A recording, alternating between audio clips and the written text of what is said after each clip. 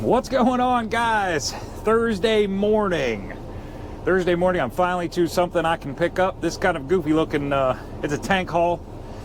The main body to a tank. Looks like it's been sitting here a while.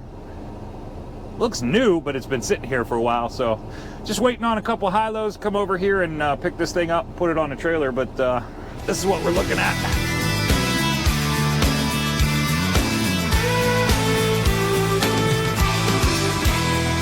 Right across these plains and prairies, Rocky Mountain highs, fade off into the distance like ghost riders in the sky.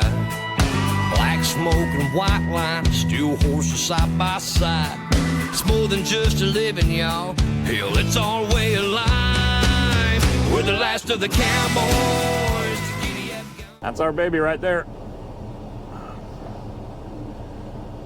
They're telling me it weighs between 40 and 50,000 pounds. It's possible, I suppose. Not nearly as wide as they thought it was. It's only 10 foot. So, not a big deal. We thought it was 11 foot, but we permitted that way. It really doesn't, I don't know that it's going to make much of a difference in our permit. So, I don't know if they're going to let me film while I'm out here or not. I haven't asked yet, but it's civilians I'm dealing with to load me, so it's possible. So hopefully I'll be able to get some film of us loading, and we're going to get this thing on a trailer and get home for the weekend, and we'll run it out to Letterkenny, Pennsylvania on Monday. So hopefully right here in a second, hopefully you're going to see some film of us loading this thing. Talk to you soon.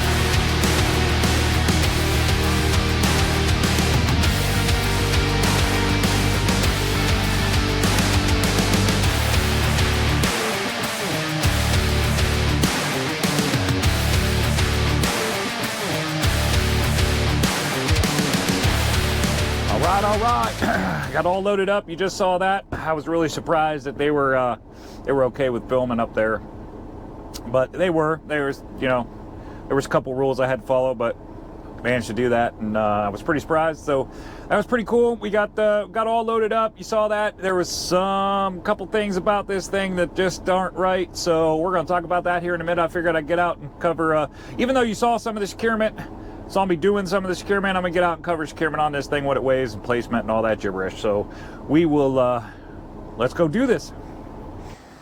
All right, so here it is. You guys saw us putting it on. This thing is a couple of interesting things about this that kind of surprised me, weren't really expecting.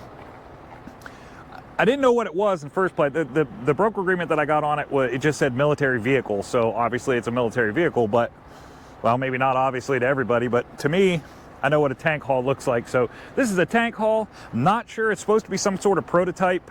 Not really sure what kind it is, but you know, my purpose is it really doesn't matter. So they pay me to pick it up and take it somewhere else, and that's what I do. So it's definitely a tank hull, some sort of prototype. They told me when I got the broker agreement on it that it weighed about 50,000 pounds. That turns out to not be. I'll put the scale ticket up. This thing actually weighs about 30,000 pounds, and that became very apparent real quick when I got out of there. I started rolling, and it just kind of it was not tugging on me at all, and it just didn't feel like I was pulling that much weight. So I ended up stopping and scaling it just to see what it was, and it turned out it's about a little over 30,000 pounds. Not quite 31,000, but a little over 30. So could have put it anywhere, really didn't matter. I tried to keep it as far back, thinking it was 50,000 pounds. I tried to keep it as far back as I could, keep the weight on the triaxle just like I always do. But turns out it really doesn't matter. So this is what I did for securement on it. You saw me covering it. All right, so what we got here is I ended up putting one chain up front, going right through this hull. I actually wanted to use the circle lugs up here, lifting lugs, but I just couldn't. I would have been coming right across this, and I just wasn't crazy about the way that was going to be. So I ended up just running one all the way across, right through the hole. Obviously, we got our flags on, the widest portion of load. Run one across, all the way across, right through that hole, pulling forward. That gives us, you know, forward pressure, holding it from going backwards. Full credit for that chain. Then I ended up using the lugs on the sides here. I did one chain pulling backwards on this side. That we actually get half credit for because it doesn't go all the way across. But I threw the access of that chain across to the other side so I could do the same thing on the other side. So I got it done over there as well. Same exact place, pulling backwards. So we have rearward pressure on it there. Then on the back here, I did basically the same thing on the side, except it's pulling forward this time. Threw the extra chain across, pulled forward on that one. We get half credit for each one of these. So basically what we got going on so far is one full chain credit chain up front, then another credit, the two binders, one chain. We get full credit for that. So that's two chains. This makes three chains because we got one on each side. And then on the very back, I did end up using the lugs up there, and I just X-chained across it, pulling backwards on it. So if I had to slam on the brakes, it's gonna help hold it from going anywhere on me. This because these chains don't go all the way across and down to that side of the trailer, we only get half credit for that. So we have essentially one more chain back here. We got 4 chains on the whole load. That works out to